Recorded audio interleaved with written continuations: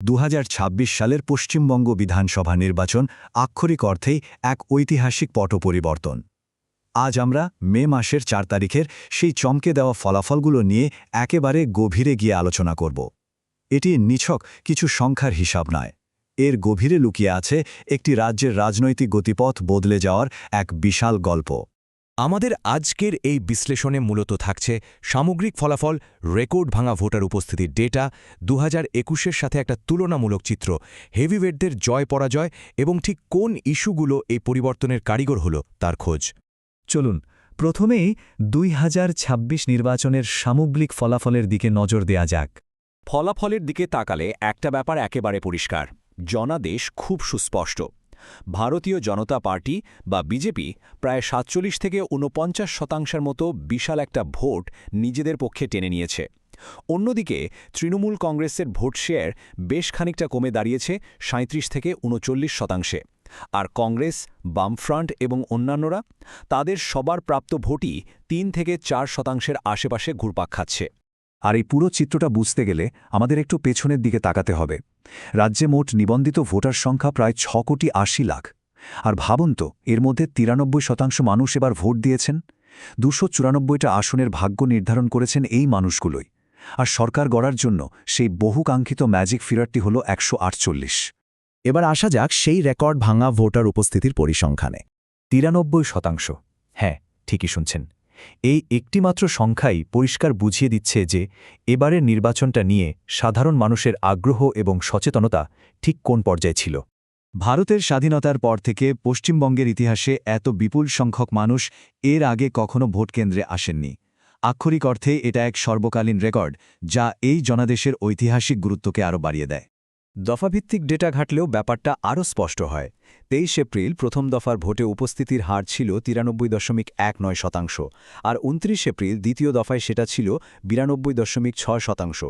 মানে দুটো প্রধান দিনেই এই হার 92.5%-এর ওপরে একদম স্থির ছিল। মানুষের এই স্বতঃস্ফূর্ত অংশগ্রহণ সত্যি অবিশ্বাস্য। আচ্ছা, এখন প্রশ্ন হল 2021 সালের সাথে এই 2026-এর চিত্রটা ঠিক কতটা আলাদা। চলুন একটু মিলিয়ে দেখি। সবচেয়ে নাটকীয় পরিবর্তনটা ঠিক এখানেই।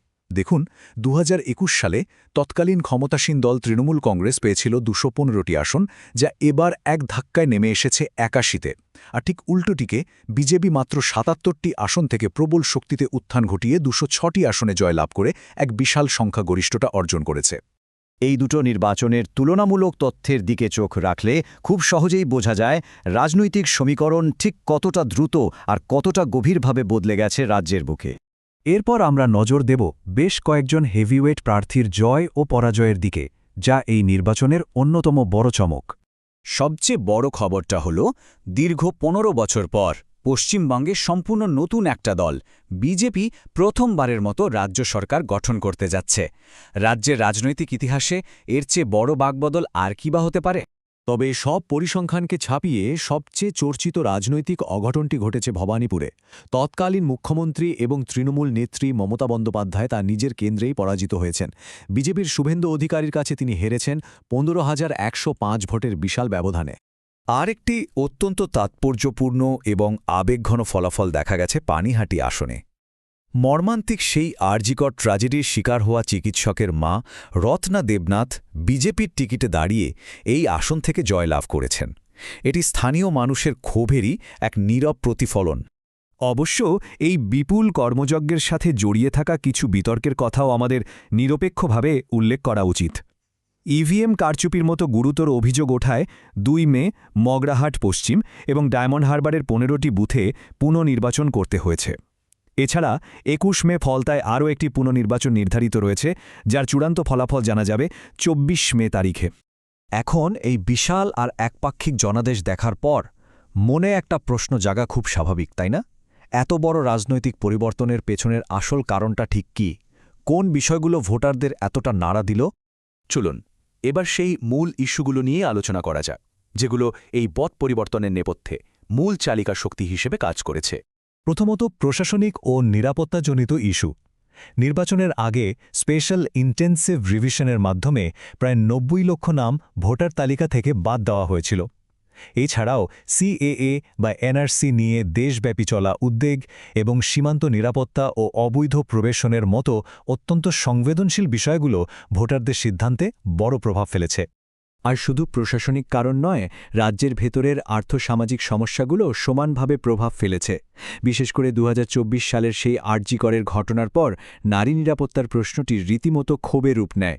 এর পাশাপাশি স্কুল নিয়োগে দুর্নীতির অভিযোগ, কর্মসংস্থানে তীব্র অভাব, শিল্পায়নের দাবি, এমনকি বাংলা অস্মিতা বা বাঙালি পরিচয়ের রাজনীতির মতো বিষয়গুলো এক হয়ে মানুষের রায়কে প্রভাবিত করেছে। সবশেষে একটা গভীর প্রশ্ন কিন্তু থেকেই যাচ্ছে। দীর্ঘ ১৫ বছর পর সম্পূর্ণ নতুন একটি দলের শাসনে আগামী দিনগুলোতে পশ্চিমবঙ্গের আর্থ, সামাজিক ও রাজনৈতিক মানচিত্র ঠিক কোন দিকে মোড় নেবে? এই বিপুল জনাদেশ কি সত্যিই রাজ্যের জন্য সম্পূর্ণ নতুন কোনো অধ্যায় সূচনা করতে পারবে? এই ভাবনার জায়গাটা রেখেই আমাদের আজকের এই বিশ্লেষণ এখানেই শেষ করছি। নতুন কোনো বিষয় নিয়ে আবারও দেখা হবে।